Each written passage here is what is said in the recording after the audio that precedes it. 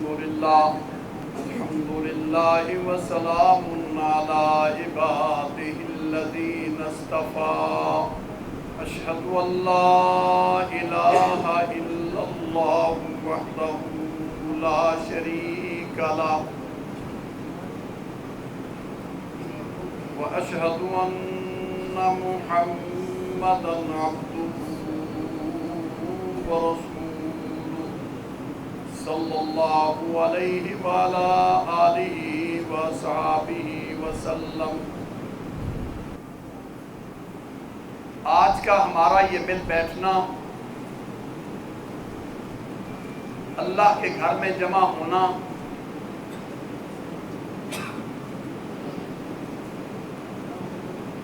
بڑا سعادت والا زندگی کا انتہائی قیمتی لمحہ ہے۔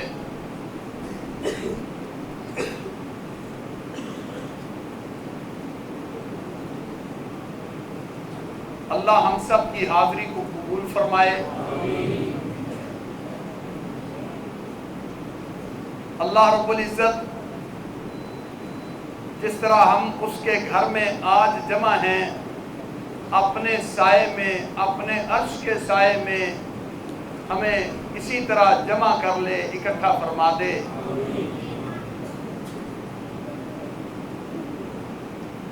اللہ ہمیں جنت میں اسی طرح اکٹھا کر دے۔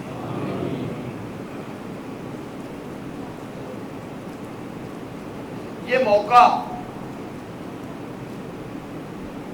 بڑا ہی مبارک موقع ہے، جس موقع پر اللہ سبحانہ و تعالی کی مقدس کتاب کی تلاوت کا دور مکمل ہوا ہے۔ پڑھنے والوں نے محبت سے پڑھا، سننے والوں نے عقیدت اور محبت سے سنا۔ اللہ رب العزت اسے قبول فرما دے، منظور فرما دے۔ حضرت بریدہ رضی اللہ تعالی عنہ بیان کرتے ہیں، پیارے حبیب صلی اللہ علیہ وسلم کے پاس بیٹھے تھے، آپ نے فرمایا اقرأوا سورۃ البقرہ، سورۃ بقرہ کی تلاوت کیا کرو، سورۃ بقرہ پڑھا کرو۔ فإن أخذها برکہ وترکها حسرہ ولا يستطيعها البطلہ۔ سورۃ بقرہ پڑھا کرو، اس کو پڑھنا، اس کا یاد کرنا باعث برکت ہے۔ پڑھنے والے کو اللہ برکتیں عطا کرتا ہے۔ اس کا چھوڑنا حسرت، پشیمانی کا باعث بنے گا، پچھتاوا ہوگا، میرے پاس کتنی بڑی دولت تھی، میں نے جیسے آنکھیں چرائی رکھی، جیسے میں منہ موڑی رکھا۔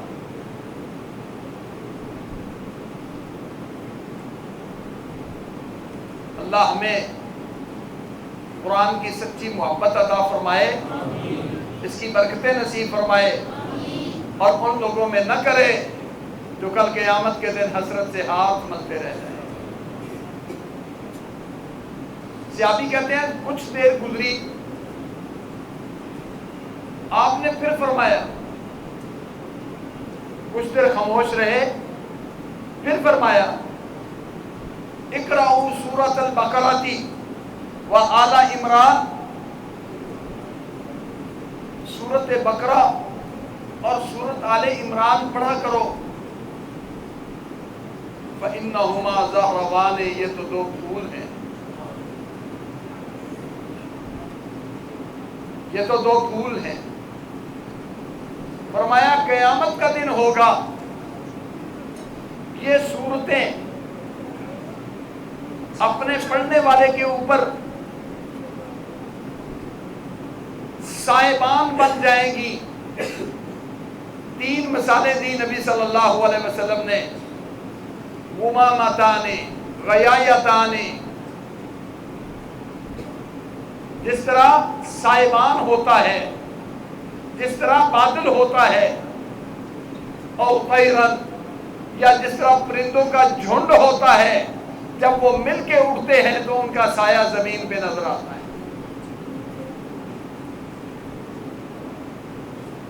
فرمایا جب قیامت کے دن قبریں کھلیں گی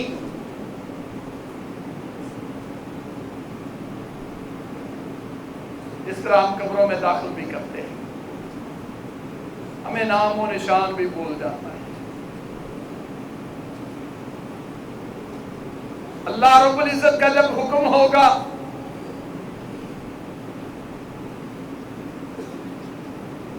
ساری قبریں کھلیں گی، سارے مردے زندہ ہو جائیں گے۔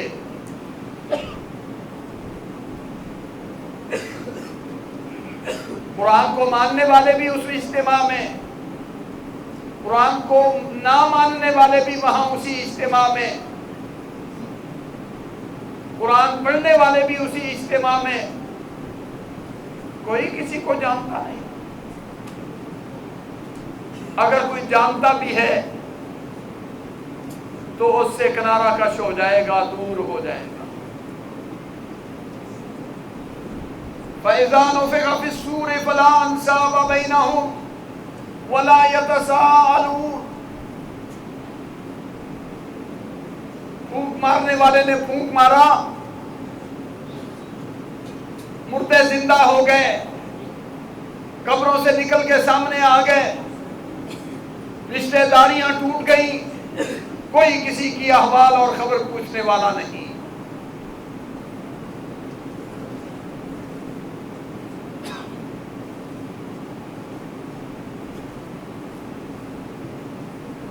قرآن سے تعلق رکھنے والا، قرآن پڑھنے والا، قرآن سننے والا، یہ اسی طرح کھڑا ہے۔ ایک شخص آتا ہے، ایک روپ میں ایک شخص آتا ہے، کہتے ہیں اما تعرفونی، بھئی مجھے پہچانا ہے تو نے؟ مجھے پہچانا نہیں؟ کہے گا میں تو نہیں پہچانتا، کہے گا انا القرآن، میں قرآن ہوں جسے تو محبت سے پڑھا کرتا تھا۔ آج ہر آدمی اس نے جو تجارت کی اپنی تجارت کا نفع لینے کے لیے، بینیفٹ لینے کے لیے آج ہے۔ آج میں، تو نے میرے سے تعلق جوڑا تھا، آج میں تیرے ساتھ آ گیا ہوں۔ یہی بس نہیں، فَيَحُلُّهُ تاج الوقار، قرآن رب کی عدالت میں شفاعت کر کے عزت کا تاج پہنا دے گا۔ یہ وہ میدان ہے جس کے بارے میں آپ نے فرمایا جس طرح ماں کی پیٹ سے ننگے پیدا ہوتے ہو اسی طرح ننگے ہوں گے۔ سیدہ عائشہ کانپ گئیں، امہات المومنین دہل گئیں، یا رسول اللہ صلی اللہ علیہ وسلم مرد و عورت کا اجتماع وہاں ایسا ہوگا۔ فرمایا عائشہ حالات ہی یہ ہوں گے کہ کوئی کسی کی طرف دیکھنے کی جرات ہی نہیں کرے گا۔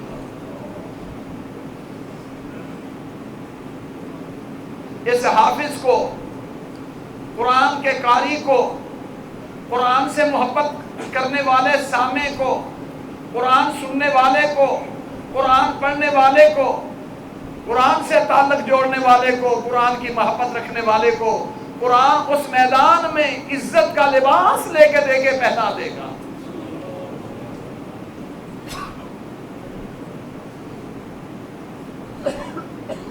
ایسا ہی ہے، ابھی یہی کیفیت تھی، ایک اور آدمی کو بھی بلا لیا گیا، فَيُلْبَسُ وَالِدَاهُ، اس کے والدین کو بھی عزت دے دی گئی، کپڑے پہنا دیے گئے، حلہ پہنا دیا گیا، جوڑا عطا کر دیا گیا۔ کس وجہ سے؟ تیرے بیٹے نے قرآن پڑھا ہے، تیرے بیٹے کا تعلق قرآن سے تھا، والدین کو بھی عزت مل گئی۔ یہ وہ دولت ہے بھائیو جسے حاصل کرنے کے لیے آگے بڑھنا چاہیے۔ دنیا کی دولت اکٹھی کرنے کے لیے دوڑ لگی ہوئی ہے۔ اللہ کے دین کے بتائے ہوئے طریقے کے مطابق کمائی جائے کوئی بری چیز نہیں، اللہ کے دین کی حدود میں دنیا کمائی جائے کوئی بری چیز نہیں، لیکن اس کی محبت نے اتنا اندھا کر دیا، اس کی محبت میں اتنا کھو گئے کہ قیامت کے دن کام آنے والی چیزوں کی محبت ہمارے دلوں سے ماند پڑ گئی، نکل گئی۔ یہ برا ہے، یہ برا ہے۔ دنیا بری نہیں، دنیا کی محبت میں کھو کر اپنی قبر آخرت کو فراموش کر دینا، اس کو بھول جانا، اس کو نظر انداز کر دینا برا ہے، پھر یہ برا ہوتا ہے۔ اگر اس دنیا میں قرآن سے تعلق رہے، قرآن والوں سے تعلق رہے، رب سے بڑی امید ہے کہ رب تعالیٰ قیامت کے دن بھی اپنی رحمت کی چادر میں لے لے گا، اپنی رحمت کا سایہ عطا فرما دے گا۔ یہ تو اعزاز قرآن مجید پڑھنے والے کا ہے۔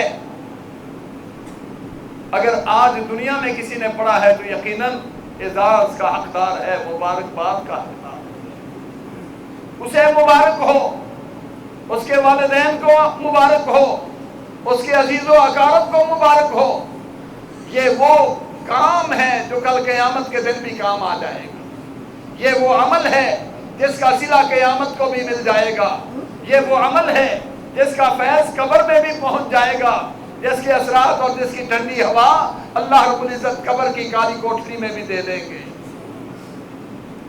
اللہ ہمارا تعلق قرآن سے جوڑ دے، ہم قرآن سے جڑ جائیں۔ میرے بھائیوں، جس طرح یہ آپ نے دور مکمل کیا ہے اور آج اسی قرآن کی محبت میں اکٹھے ہیں، اللہ سے دعا مانگے اللہ قرآن سے ہمارا یہ صلہ، ہمارا یہ تعلق، ہمارا یہ ربط، ہمارا یہ واسطہ پکا کر دے، پکا کر دے۔ عارضی رنگ، عارضی محبت وہ بیکار ہوتی ہے، اس پر کوئی امیدیں نہیں لگائی جا سکتی۔ محبت وہی ہے، عمل وہی ہے جس کو آدمی ہمیشہ کرے، کوئی شبہ نہیں۔ اللہ تعالیٰ نے انسانوں کے مزاج ایسے بنائے ہیں، مزاج ایک طبیعت ایک حال پہ نہیں رہتا، کبھی شوق زیادہ ہوتا ہے، کبھی وہ شوق کم ہو جاتا ہے۔ ایک صحابی، اس کی رہنمائی ہمیں بہت حوصلہ دینے والی ہے، رہنمائی کرنے والی ہے۔ گھر میں بیٹھے خیال آیا کہ میں تو شاید منافق ہو گیا ہوں، میری حالت تو بہت خطرناک ہے۔ کیوں؟ نبی صلی اللہ علیہ وسلم کی مجلس میں ہوتے ہیں، ہر چیز ایسے لگتی ہے جیسی آنکھوں کے سامنے، یقین پکا، رغبت بڑی، شوق بڑا، لیکن جب آپ کی مجلس سے اٹھ کے آ جاتے ہیں تو وہ حالت قائم نہیں رہتی، وہ کیفیت قائم نہیں رہتی۔ تو یہ حالت کا بدل جانا، اللہ کے نبی کے پاس ہوتے ہوئے حالت کا اور ہونا، بعد میں حالت کا بدل جانا، یہ کہیں نفاق ہی نہ ہو، کیونکہ نفاق یہ ہوتا ہے آدمی اندر اور باہر اور، دوگلا، پریشان ہو گئے، بیٹھ کے رونے لگے۔ ابو بکر صدیق رضی اللہ تعالیٰ عنہ نے پوچھا کیوں بھائی پریشان ہو؟ کہنے لگے یہ حالت ہے، کہنے لگے میرے اوپر بھی یہی کیفیت آئی ہو جاتی ہے، یہ تو واقعی پوچھنے والی چیز ہے۔ नबी सल्लल्लाहु अलैहि वसल्लम के पास आए, अपनी ये हालत रखी। आपने फरमाया नहीं मेरे भाई, दिल की हालत, दिल की कैफियत एक जैसी नहीं रहती। साअतुन व साअ, एक घड़ी बड़े शौक की होती है तो दूसरे घड़ी थोड़ी सी पीछे हो जाती है। ये तो कुछ लम्हात है जिंदगी के, जिसमें बसा औकात आदमी आगे होता है और बसा औकात उस दर्जे पे नहीं रहता, नीचे आ जाता है। लेकिन ये याद रखो, ये कमी बेशी तो होती रहती है, लेकिन सद्दू व कारेबू, रहो दीन से चिमटे, रहो अल्लाह से चिमटे, दूर ना जाओ, रहो करीब ही, नजात हो जाएगी, अल्लाह रहमत दे देंगे। लेकिन अगर ताल्लुक टूट गया, दूर निकल गए, भूल गए, फरामोश कर दिया, गफलत गालिब आ गई, तबाही फिर होती है। अब रमजानुल मुबारक में कुरान पाक की मंजिल अल्हम्दुलिल्लाह कसरत से पढ़ी गई है।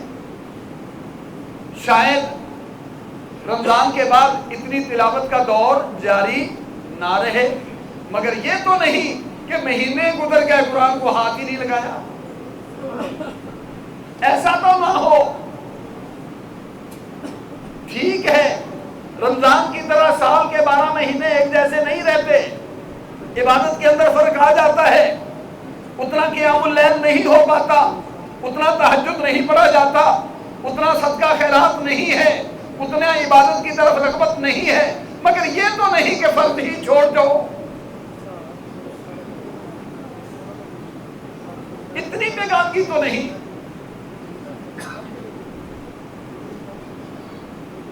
आपसे ये मुतालबा हमेशा नहीं है कि आप हमेशा इबादत के लिए खड़े रहें।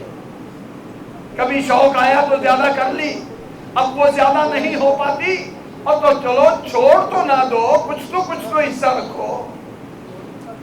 कभी रातों को उठकर पूरा तहज्जुद नहीं सही, कुछ तो पढ़ लो। कुरान पाक का दौर उतना नहीं, और चलो कुछ हर रोज कुछ सफात तो पढ़ लो, कुछ सूरतें तो पढ़ लो। कुरान से ताल्लुक टूटे तो नहीं, इससे वाबस्तगी तो रहे, अल्लाह के क़यामत के दिन नजात का जरिया बना। ये हदीस हमें एक तरफ हौसला भी देती है, हमारे कोताहकारों को, हमारे नाकस लोगों को, हमारी कोताही करने वाले शख्सों के लिए ये ढारस भी है कि एक तरह हालत नहीं रहती, एक जैसी कैफियत नहीं रहती, मगर साथ सबक भी देती है कि बगावत न करो, टूटो नहीं, मिल्लत से मरकज से जुड़े तो रहो, अपना जोड़ तो रखो, अपना ताल्लुक तो ना तोड़ो। मेरे भाइयों, इस मौके पर ये अहद करना चाहिए, अल्लाह हमारा ताल्लुक अपने से जोड़ ले, अपने दीन से जोड़ ले, अपनी किताब से जोड़ ले, ये टूटने ना पाए। अल्लाह ये ताल्लुक कायम रहे, टूटे नहीं। वहां इस मौके पर बाद सहाबाए किराम के अमल से रहनुमाई मिलती है कि इस मौके पर जब कुरान पाक का दौर पूरा होता था, जब कुरान पाक की तिलावत मुकम्मल होती थी, तो मालिकुल मुल्क के सामने अपनी इल्तिजाएं, अपनी दुआएं कसरत से करते थे। बाद सहाबाए किराम के बारे में मज़कूर है कि इनफरादी तौर पर घर में भी कुरान पाक पढ़ते हुए जब मुकम्मल होता, कुरान पाक की तिलावत मुकम्मल होती, घर वालों को इकट्ठा करके दुआ का एहतमाम करते। ये मौका मांगने का है, ये मौका मांगने का है, अल्लाह रब्बुल इज्जत को मनाने का है। नेकियों के वसीले से दुआ,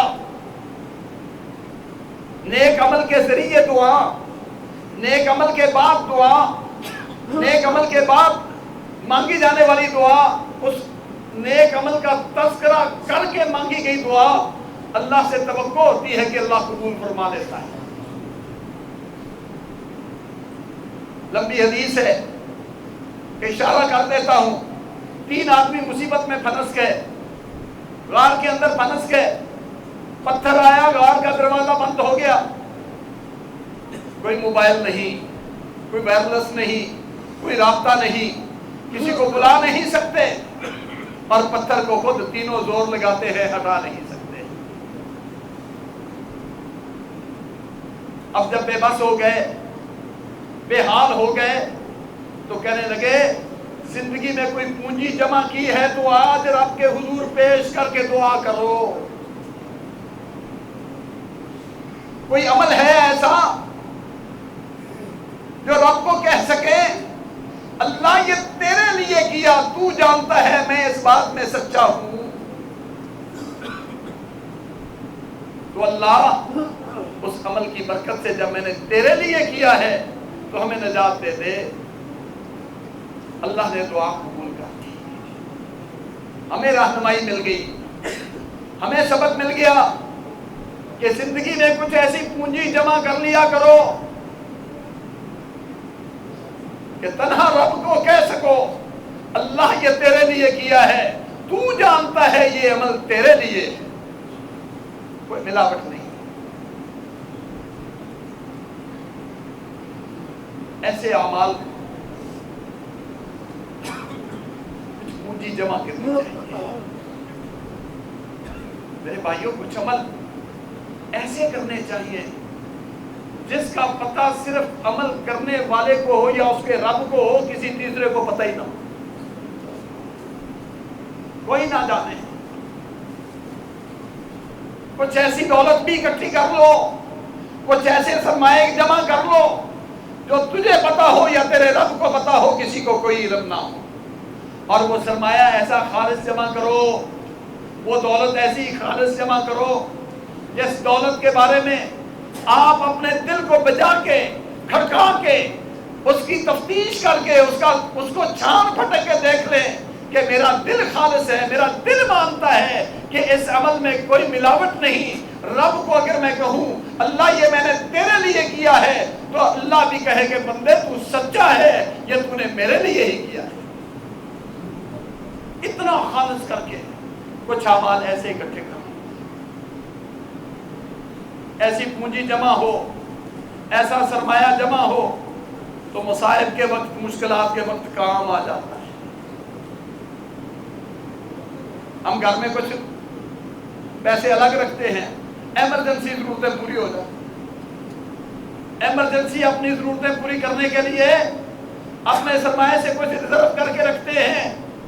تو میرے بھائیوں اللہ سے اپنی بات منانے کے لیے وہ بھی کوئی ایسی دولت اکٹھی کر لو, ایسا سرمایہ اکٹھا کر لو جو اللہ رب العزت کو کہہ سکے اللہ یہ تیرے لیے ہے, اور رب کہہ دے بندے تو سچا ہے یہ میرے لیے ہے.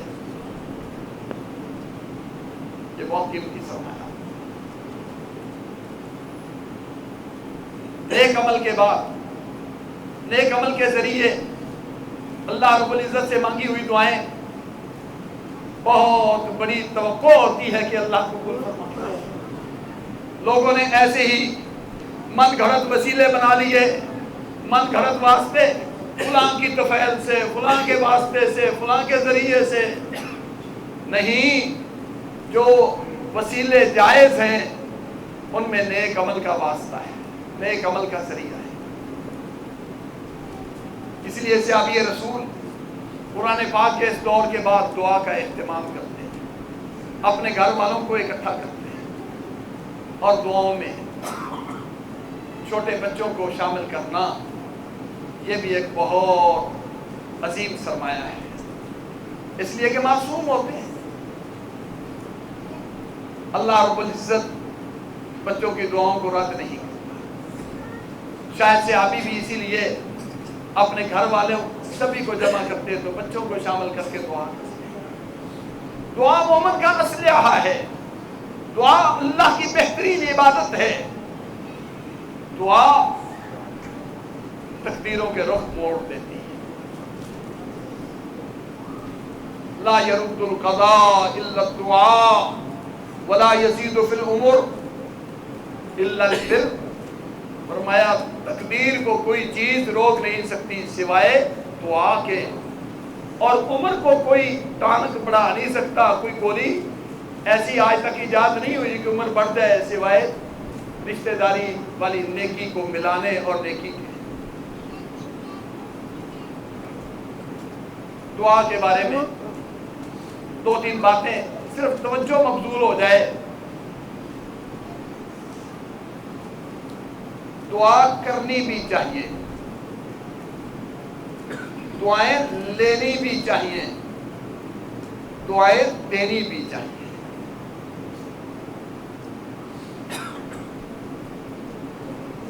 خود دعائیں مانگے، ایسے زندگی گزارے، ایسا کردار پیش کرے، ایسی زندگی بسر کرے، ایسا رویہ اختیار کرے، دوسرے آپ کو دعائیں دیں، دوسروں کی دعائیں لینی چاہیے، اور خود بھی بخیل نہیں ہونا چاہیے۔ مجھے دے دے، مجھے دے دے، میرا کام کر دے، میری جھولی بھر دے، نہیں، خیرات عام رکھنی چاہیے۔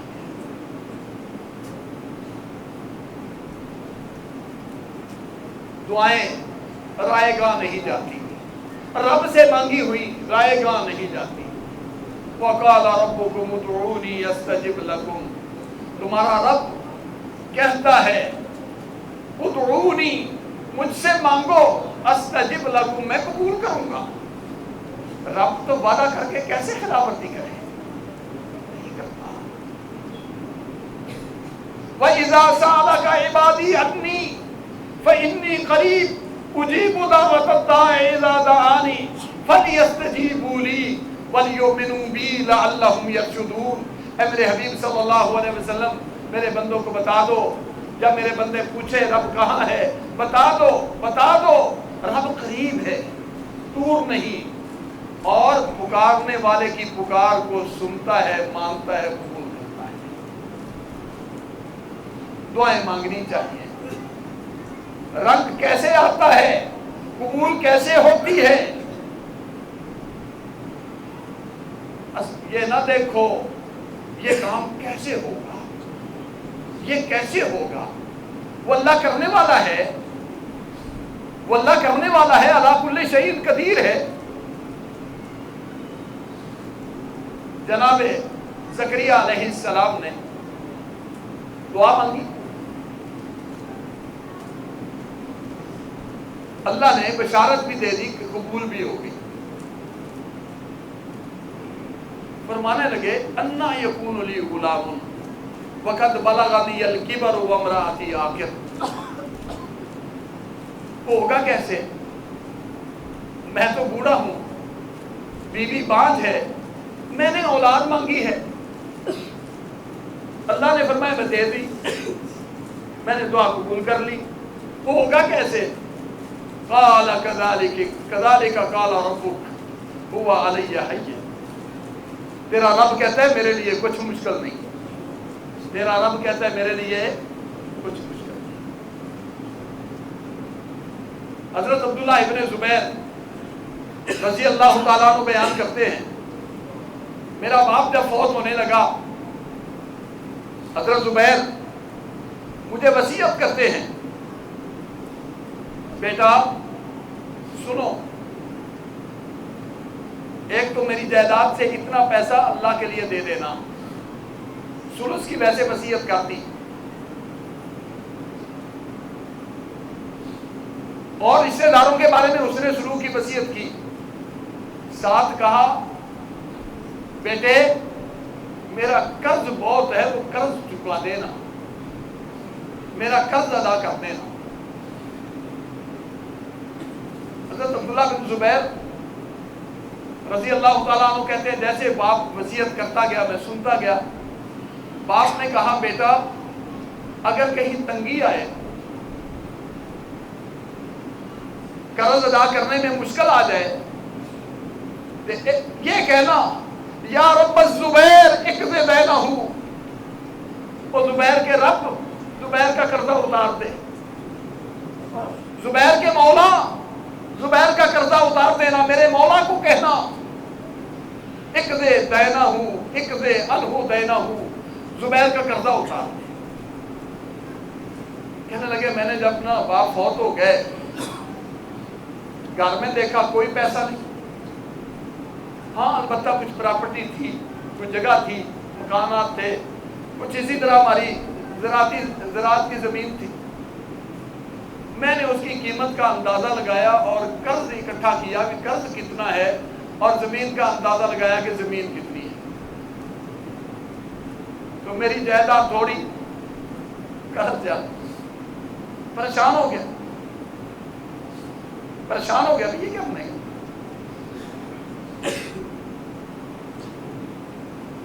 مجھے یاد آیا کہ ابا جی کہتے تھے اگر مشکل آئے تو کہنا یا مولا الزبیر اقضِ عنہ دینا۔ میں نے وہ دعا پڑھنی شروع کر دی، اے زبیر کے رب اپنے بندے کا قرضہ اتار دے۔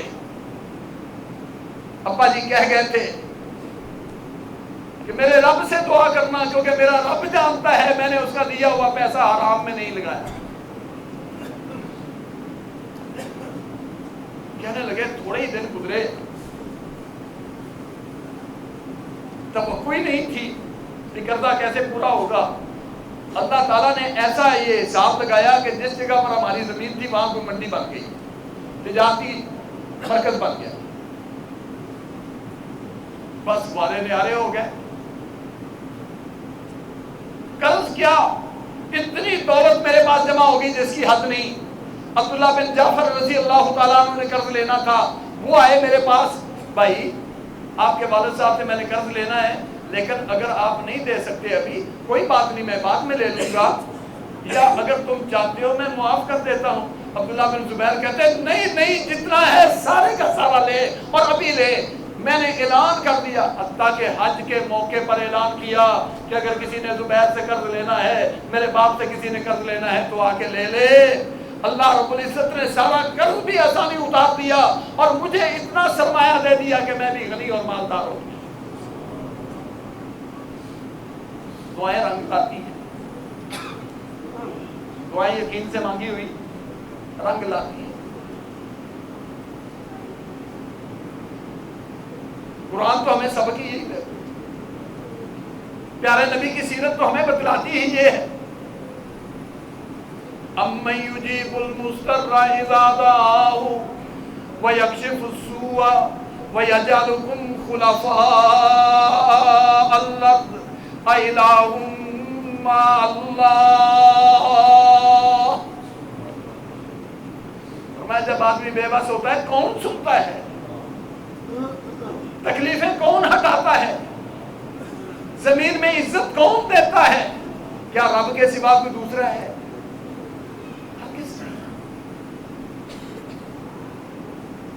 بدر کا مقام 313 سے آبی، اور وہ بھی بیچارے جن کے پاس بعض کے پاس نہ جوتی ہے نہ تلوار ہے، خالی ہاتھ ہے، اور ادھر اسلحے سے لیس اس وقت کی سپر طاقت، اس علاقے کی سپر طاقت سامنے۔ ہتھیار کیا استعمال کیا؟ نبی صلی اللہ علیہ وسلم ایک چھپر تھا، عریش تھی، اس کے اندر چلے گئے۔ ابو بکر صدیق ساتھ ہیں، اللہ کی قسم دل چھلنی ہونے کو آتا ہے، اس طرح گریازاری کر رہے ہیں، چادر گر جاتی ہے پتہ ہی نہیں چلتا کہ میرے کندھوں سے چادر گر گئی۔ ابو بکر کہتے ہیں میں چادر بار بار اٹھا کے کندھوں پہ رکھتا، دعا کیے جا رہے ہیں، دعا کیے جا رہے ہیں، اتنی دعا کی۔ ابو بکر صدیق کہتے ہیں میں نے کہا کفاک مناشدتک ربک، اے حبیب اب بس کرو، مجھے یقین ہو گیا ہے کہ یہ دعا رنگ لے آئی ہے، آپ کی دعا نے، آپ کی پکار نے آسمان سے بدل لے۔ نتیجہ کیا نکلا؟ اللہ رب العزت نے عزت بخشی، تاریخ میں ایسی فتح کوئی اور نہیں ہوئی جتنی فتح اللہ نے بدر میں 70 کافر مار دیے جو بڑے بڑے تھے، اور 70 ان کے قیدی بنا لیے جن سے خاصا فدیہ لے کے ان کو چھوڑا. اللہ نے قرآن پاک نے یوم الفرقان کہا ہے. دعا کی برکت سے دعائیں مانگنی چاہیے, دعائیں لینی چاہیے, دعائیں لینی چاہیے. دعائیں لینے کا معنی ذرا محبت سے سن لینا یہ نہیں ہے دعا کرا لینی میرے ہاتھ. ایسا انداز اختیار کر جاؤ کہ دل سے خود ہی نکلتی رہے.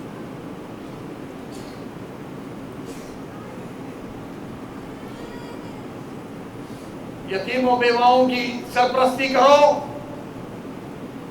وہ بچے نہ بھی دعا دیں, رب تو جانتا ہے کہ ان کے دل کی خوشی سے میں راضی ہو گیا. ایسے اعمال کرنے چاہیے جن سے کسی کے دل سے محبت سے دعا نکل جائے. ان اعمال کی طرف توجہ دینی چاہیے. اور کوئی مناسب وقت ہو, مناسب آدمی ہو, دعا ویسے بھی کروانی چاہیے. مردوں سے تو نہیں, زندوں کی دعا برحق ہے.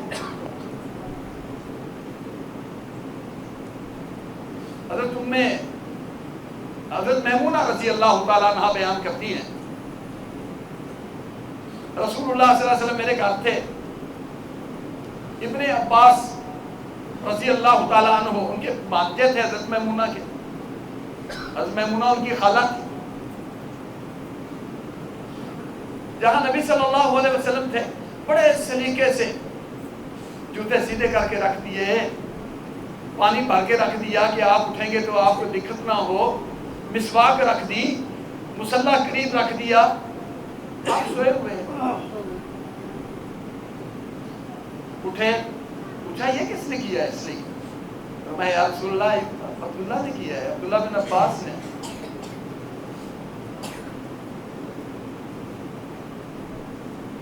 کہا نہیں عبداللہ نے کہ مجھے دعا دو. آپ اتنے راضی ہو گئے, اس کے عمل اور اس کے سلیقے سے راضی ہو گئے. اللہم علمہ الکتاب وفقہہ فی الدین, اللہ اسے قرآن کا عالم بنا دے, اسے دین کا عالم بنا دے. پھر حالت یہ تھی, عمر تھوڑی تھی, تھے بچے اور شمار بڑوں میں ہوتا, شمار بڑوں.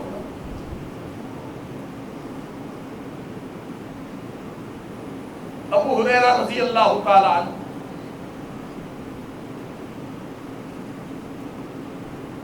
خود فرما بردار بن گئے, مسلمان ہو گئے. ماں اسی طرح کی مشرکہ اور کافرہ رہی.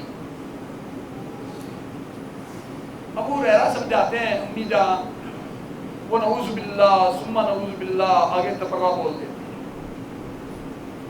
حتیٰ کہ نبی صلی اللہ علیہ وسلم کی توہین تک. ایک دن اسی طرح ابو ہریرہ رضی اللہ تعالیٰ عنہ ماں کو سمجھا رہے ہیں, اس نے اسی طرح ایسی کوئی بات کہہ دی. ابو ہریرہ کا سینہ پھٹ گیا, حیران ہو گئے, زاروں کتاروں روتے ہوئے چلے گئے, پریشان ہیں. نبی صلی اللہ علیہ وسلم کے پاس گئے. ابو ہریرہ کیوں پریشان ہیں, کیوں رو رہے ہو؟ یا رسول اللہ صلی اللہ علیہ وسلم کیا کہوں, آج ماں نے ایسی بات کر دی ہے, آپ کے بارے میں ایسے کلمات کہہ دیے ہیں, میرا دل چھل نہیں ہو. اللہ کے رسول دعا کر دو, اللہ میری ماں کو ہدایت دے دے. آپ نے فرمایا اللہم اہد ام ابی ہریرہ, اللہ ابو ہریرہ کی ماں کو ہدایت دے دے. ابو ہریرہ کہتے ہیں مجھے اتنا یقین ہو گیا بس اب مسلمان ہو گئی. میں وہاں سے دوڑنا شروع ہو گیا, دوڑ کے گھر آیا تو دیکھا گھر کا دروازہ بند ہے اور اندر پانی کی حرکت کی آواز آ رہی ہے. میں نے دروازہ کھٹکھٹایا, ماں نے کہا بیٹا وہی دروازے پہ رک جاؤ, وہی رک جاؤ, میں غسل کر رہی ہوں. جلدی سے غسل کر کے دروازہ کھولا, ابو ہریرہ داخل ہوئے. ماں کہتی ہے اشہد ان لا الہ الا اللہ واشہد ان محمد عبدہ ورسولہ.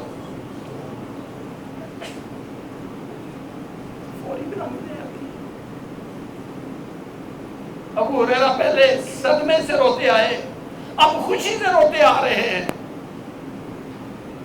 روتے ہوئے آئے نبی صلی اللہ علیہ وسلم کے پاس، یا رسول اللہ صلی اللہ علیہ وسلم، اللہ نے قبول فرما لی، میری ماں مسلمان ہو گئی۔ آپ نے اور دوسری درخواست بھی کر دی، یا رسول اللہ ایک دعا اور کر دو، ایک دعا اور کر دو۔ وہ کیا؟ اللہ تیرے مسلمان بندے مجھ سے پیار کریں، میری ماں سے پیار کریں، اور میں اور میری ماں مسلمانوں سے محبت کریں اور مسلمانوں سے پیار کریں۔ آپ نے دعا دے دی، اللہ ابو ہریرہ کو لوگوں کا مسلمانوں کا محبوب بنا دے، ابو ہریرہ کو لوگوں کا محبوب بنا دے۔ اللہ اکبر۔ ابو ہریرہ کہتے ہیں میں نے زندگی میں دیکھا جدھر جاتا تھا لوگ مجھ سے محبت کرتے تھے، کوئی میرا نام بھی سنتا تھا تو پیار کرتا تھا۔ کتنے سال ہو گئے ہیں ابو ہریرہ دنیا سے چلے گئے، مگر ہم دیوانے ابھی بھی ابو ہریرہ کا نام لے کے محبت سے کہتے ہیں رضی اللہ عنہ۔ دعائیں رنگ لاتی ہیں، دعا دینی بھی چاہیے، بخیل نہیں ہونا چاہیے۔ اللہ رب العزت تو بندوں کی آزمائش کرتے ہیں نا، سارا کچھ اسی کے ہاتھ میں ہے، صرف دیکھتے ہیں کہ میرے بندوں کے دل ایک دوسرے کے ساتھ کیسے۔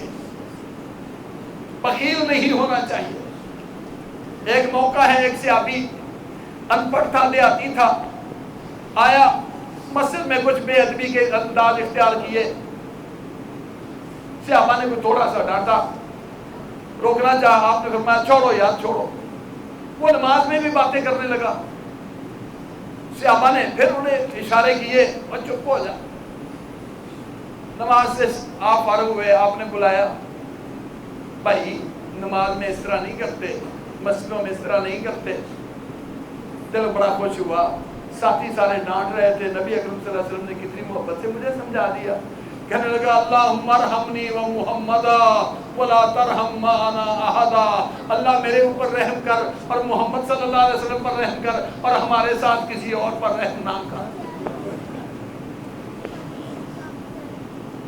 آپ نے فرمایا او بھائی لقد حجرت واسعا، اللہ کی کھلی رحمت کو تو نے تنگ کر دیا۔ خیرات مانگنی تھی، یہ دعا مانگنی تھی، سب کے لیے مانگتے، دل تنگ نہ کریں، کھلا رکھیں۔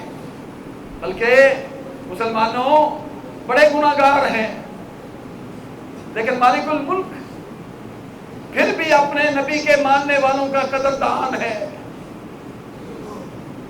پھر بھی قدردان ہے۔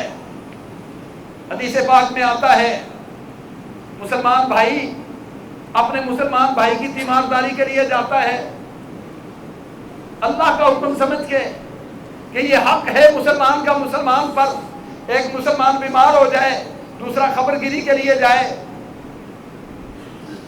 فرمایا اگر گیا ہے اللہ کو راضی کرنے کے لیے، اس کی خبر گیری کرنے کے لیے جائے، مریض پر ہاتھ رکھے، 7 دفعہ یہ کلمہ پڑھ دے، یہ دعا پڑھ دے،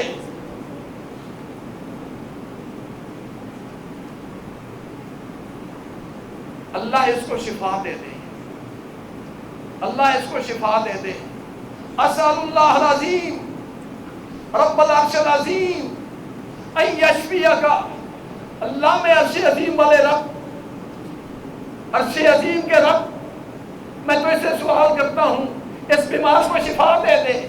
7 مرتبہ دعا دے دے، فرمایا اگر اس کی موت اس بیماری میں نہیں تو اللہ ضرور شفا دے دے گا۔ ایک کو بیمار کیا ہے،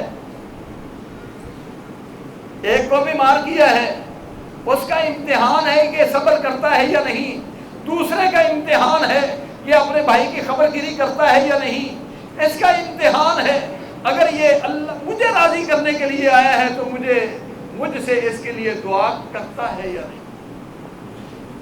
دعاؤں میں بخل نہ رکھا،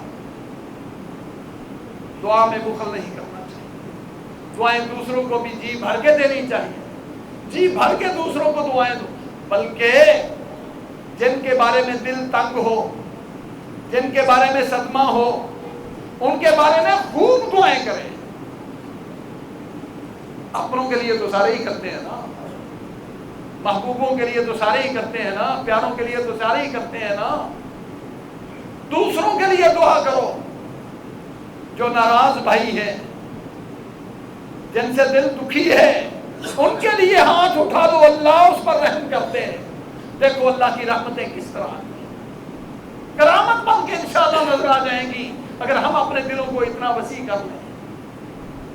نبی اکرم صلی اللہ علیہ وسلم نے فرمایا، جب کوئی مسلمان کسی دوسرے مسلمان بھائی کے لیے دعا کرتا ہے، وہ پاس نہیں، وہ دیکھتا نہیں، وہ سن نہیں رہا، وہ وہاں موجود نہیں، اور یہ اس کے لیے دعا کرتا ہے، اللہ میرے اس بھائی کو یہ رحمت دے دے، اس کی یہ ضرورت پوری کر دے، اس کا یہ کام کر دے، اللہ آسمان سے فرشتہ اتار دیتا ہے کہ یہ اپنے بھائی کے حق میں دعا کر رہا ہے، تو کہہ آمین، اللہ اس کے حق میں دعا قبول بھی فرما لے، اور اللہ اس کو بھی اسی طرح کی نعمت عطا فرما دے۔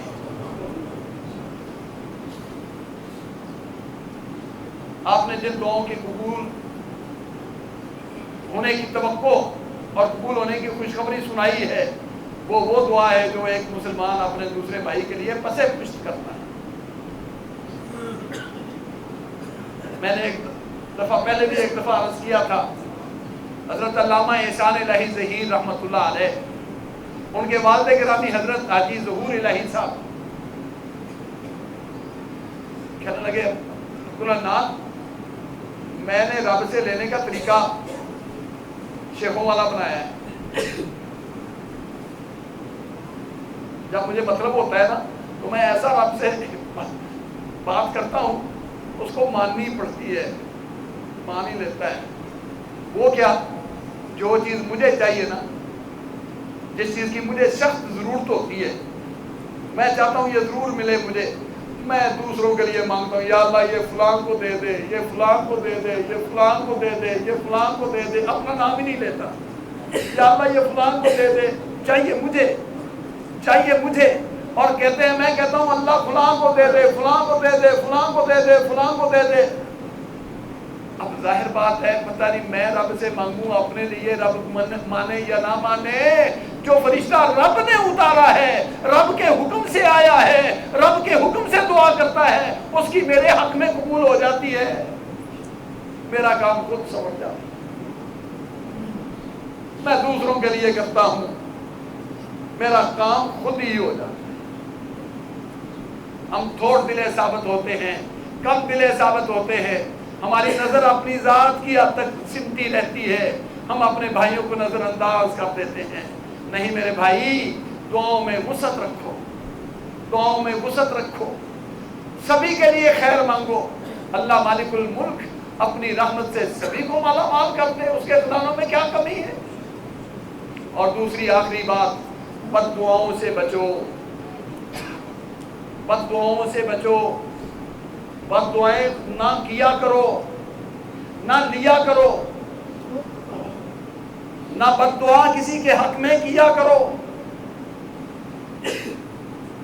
نہ بد دعا لیا کرو۔ پیارے حبیب صلی اللہ علیہ وآلہ وسلم طائف سے آ رہے ہیں، اور صحابی بھی کہہ رہے ہیں، فرشتے بھی آسمان کے حیران ہیں، دعا کرو، ہاتھ اٹھتے ہیں۔ اب مخلوق دیکھ رہی ہے کہ ابھی بد دعا کے کلمے نکلیں گے، طائف والے تباہ و برباد ہو جائیں گے۔ سرکار دو عالم کے زبان اطہر حرکت کرتی ہے تو دعا دیتی ہے، اللہم اہد قومی انہم لا یعلمون۔ بد دعا نہیں، دعا دے، فلاں پہ لعنت، فلاں ایسا، فلاں ایسا۔ فرمایا جو ایسا لعنت کرنے کا عادی، ایسا بد دعائیں دینے کا عادی ہوتا ہے، وہ صدیقوں میں اس کا شمار نہیں ہوتا، قیامت کے دن شفاعت کا اعزاز نہیں ملے گا۔ اگر آپ یہ اتنے ہی دل دکھی ہے اور بد دعا کے قبول ہونے کا آپ کو یقین ہے کہ میں بد دعا کرتا ہوں تو دعا ہی دے دو، جیسے اتنے دکھی ہو اللہ اس کو تباہ کر دے تو دعا کر دو اللہ اس کو ہدایت دے دے. اس لیے حد الامکان آپ نے فرمایا لا تدعوا ولا انفسکم ولا علی اولادکم، اور اپنے بارے میں، اپنی اولاد کے بارے میں، اپنے کاروبار کے بارے میں کبھی بد دعا نہ کیا، اپنے دوستوں احباب کو کبھی بد دعا نہ، خیر والے بنو. ہم خیر والے نبی کے امتی ہیں، ہمیں نبی نے خیر سکھائی ہے، خیر والے امتی بنو اور دوسروں سے بد دعا لینے سے بھی بچو. ظلم ایک ایسی چیز ہے، ظلم ایک ایسی چیز ہے، پیارے حبیب صلی اللہ علیہ وسلم نے فرمایا مظلوم جب ہاں کرتا ہے تو آسمان چیر کے اوپر چلی جاتی ہے. مظلوم کی بد دعا کو کوئی چیز روک نہیں، تاکہ علماء نے لکھا ہے مظلوم کافر بھی ہو، مظلوم جانور ہی کیوں نہ ہو، اس کی بد دعا سے بچو، اس کی بد دعا سے بچو. اللہ رب العزت ہمیں اس مبارک موقع پر جو ایک مانگنے کا موقع ہے، جہاں ہم اللہ سے مانگے اللہ ہماری التجائیں قبول فرمائے، وہاں دعا کے یہ آداب اور دعا کے یہ اسلوب اور طریقے اللہ ہمیں یہ اپنانے کی توفیق عطا فرمائے. دعائیں اللہ ہی سے مانگی جاتی ہیں، اللہ ہی حاجت روا ہے، مشکل کشا ہے، لیکن دعا مانگتے ہوئے وسیع نظری، خیر کثرت سے مانگنی اور اللہ سے پر امید ہو کے مانگنی، یہ دعا کو قبولیت کے قریب کر دیتی ہے. دعا میں توجہ کا نہ ہونا، دل کا اچاٹ ہونا، دل کا ادھر متوجہ نہ ہونا، یہ بس اوقات قبولیت کو لیٹ کر دیتا ہے، یہ قبولیت کی راہ میں رکاوٹ بن جاتا ہے. ہم دوسروں کے لیے دعا کریں، دوسرے ہمارے لیے دعا کریں، یہ مسلمانوں کا وصف ہے، مسلمانوں کا حسن ہے. والذین جاءوا من بعدهم یقولون ربنا اغفر لنا ولإخواننا الذین سبقونا بالایمان ولا تجعل فی قلوبنا غلا للذین آمنوا. دیکھو کیا سبق سکھایا. ایمان والوں کی نشانی یہ ہے کہ جب دعا کرتے ہیں اللہ ہمارے گناہ معاف فرما دے، ہمارے ان سبھی مسلمان بھائیوں کو معاف فرما دے جو ایمان کے ساتھ تیرے پاس آ چکے ہیں. ہم جانتے ہیں، ہم نہیں جانتے. ولا تجعل فی قلوبنا غلا، اللہ ایمان والوں کے بارے میں ہمارے دل میں کوئی حسد، بغض، کینہ، کوئی تنگی نہ رکھنا، ہمارے دل صاف رکھنا. یہ اللہ رب العزت نے ایمان والوں کا وصف بیان کیا ہے. اللہ رب العزت سے دعا کرے، آپ میرے لیے، میں آپ کے لیے، ہر بھائی دوسرے کے لیے، دوسرا تیسرے کے لیے، یہ دعائیں کا سلسلہ یہ جاری رہنا چاہیے. اللہ رب العزت اپنے مانگنے والوں کو کبھی ناکام نہیں لوٹاتا، کبھی ناکام نہیں ہوتے، بلکہ اللہ فرماتے ہیں میں تو اتنا حیادار ہوں، میرے سامنے کوئی ہاتھ اٹھا دے، میرے سامنے کوئی ہاتھ اٹھا دے، مجھے ہاتھ واپس خالی لٹاتے ہوئے شرم آتی، ہاتھ واپس خالی لٹا دوں، میں داتا ہوں، میں مالک ہوں، میں اس کے ہاتھ خالی لٹا دوں، شرم آتی. اللہ مالک تو اتنے قدردان ہے. اللہ ہمیں مانگنے کے آداب بھی، مانگنے کی توفیق بھی عطا فرمائے اور اپنی رحمت سے اللہ قبول فرمائے. وآخر دعوانا الحمدللہ.